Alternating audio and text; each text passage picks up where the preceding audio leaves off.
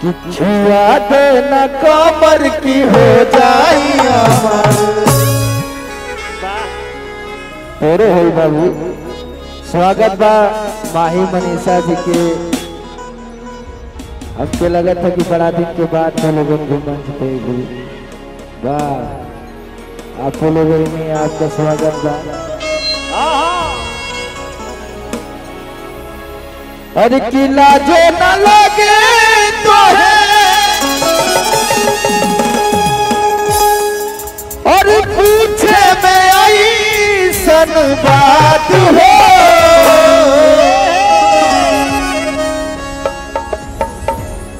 कृपाल भाई hello hello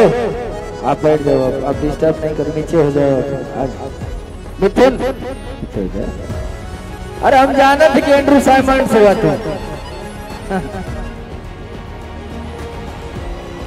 कि कैसे बलम के कोरा सुतैलू कि कैसे बलम के कोरा सुतैलू केवाड़ी में कीली लगैलू भतार संगे चला और कि नैहर से जब ससुरा गईलू जब ससुरा गईलू नैहर से जब ससुरा गईलू दिया गईलू भतार संगे काका गईलू भतार संगे काका गईलू नैहर से जब ससुरा गईलू नैहर से जब ससुरा गईलू कै बजे दिया गईलू भतार संगे काका गईलू भतार संगे काका गईलू। लाजो न लगे तो है हर पूछे में आई सन बात हो। लाजो न लगे तो है पूछे में आई सन बात हो। कैसे बलम के कोरा सुतैलू कैसे बलम के कोरा सुतैलू बाड़ी में कीली लगैलू भतार संगे काका गईलू भतार संगे काका गईलू काका गईलू।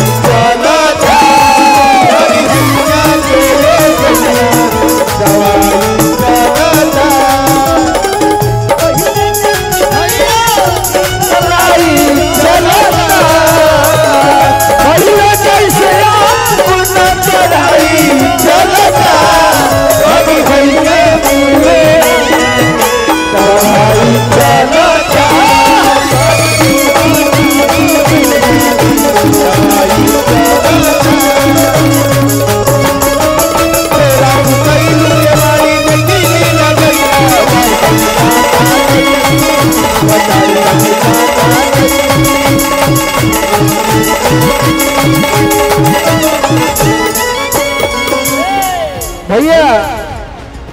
देखा इतना घेर दिले हुआ कि आवाज था मैंने तक खुदे ना आवत तो ना लोन ज्ञान कहा जाई कोनो बात ना कहता पूछता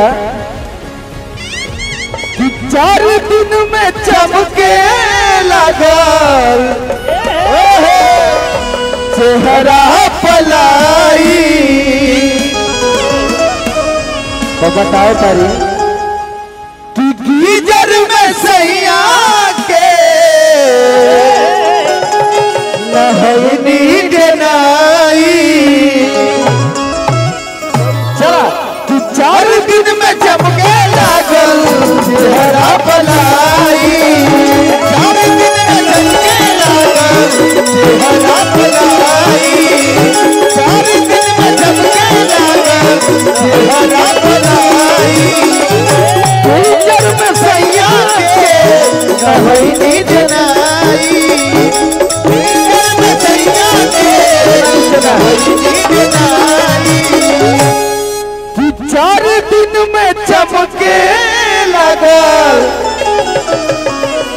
चेहरा पलाई गीजर में सैया के नहौनी जनाई कैसे बलम के गोरा सुतैलू कैसे बलम के गोरा सुतैलू केवाड़ी में गिनी सके पाता नहीं हर से जब ससुरा गईलू ससुरा गईलू मैं बजदिया मुकैलू बता सके का गईलू बता सके का गईलू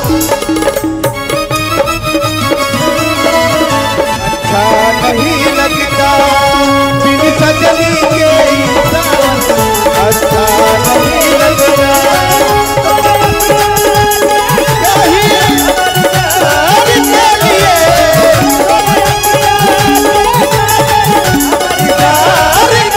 बिन सजनी के अच्छा नहीं लगता बिन सजनी के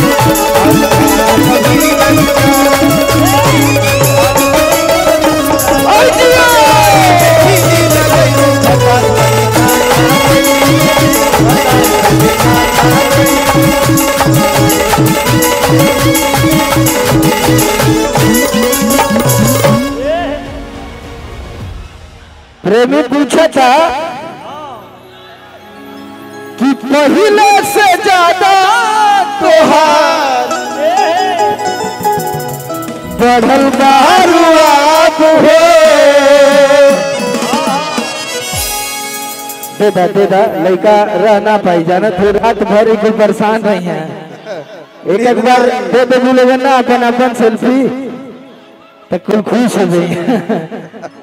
कहे माई बढ़ले बा मनीषा देखा तुम मोबाइल लाख हो गल बाबू जल्दबाजी में घबराहट हो जाती है। हाँ देदा तुम देदा इधर से ले लाई ले दा दे कुल भाई हूँ सब कारे बाबू